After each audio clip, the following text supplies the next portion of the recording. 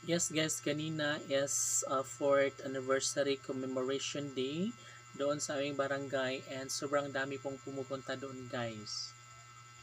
Sobrang marami ang pumunta and yeah, lahat naman po ay nakakakain din. Lahat ay mm, naging ano po, naging maayos, naging successful ang ika-4 na anniversary ng ating commemoration. No? So, syempre guys, although may nagpapasaway guys kasi po bawal sana talaga ang sabong, no, yung fighting cock, no, so bawal po yun, pero talagang hindi na nakinig, no, sadyang matigas lang ang ulo ng ating sangkatauhan. And syempre wala naman kaming magagawa guys kasi sobrang busy kami sa pag-asikaso sa mga bisita, sa pagkain no lahat. And yun pala guys, may naganap na tari doon sa malayo, doon sa bukid.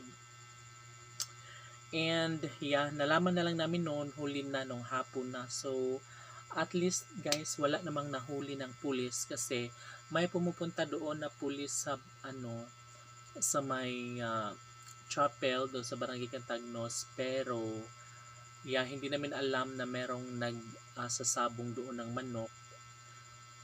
So hindi rin alam ng kasi sobrang liblib guys doon na sa taas, pinakamataas na, tsaka maliblib, masukal guys, so hindi nila alam.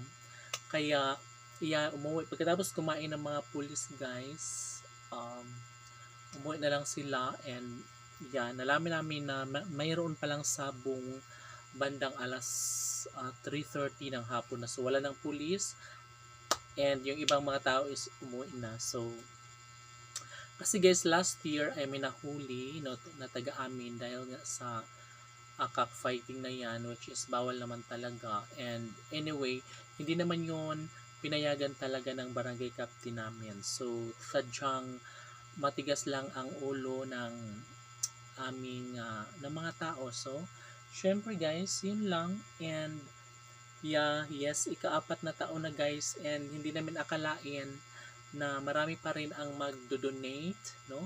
Marami pa rin ang magbibigay para maidaos, para maging successful yung ating 4th commemoration, 4th year anniversary. No, so syempre guys, sadyang taon-taon na yan guys, and talagang nandyan pa rin ang lahat para tulungan, no, para maging successful po ang mga kaganapang ito. So that's it guys, it's me, Inday Marikit. Thank you.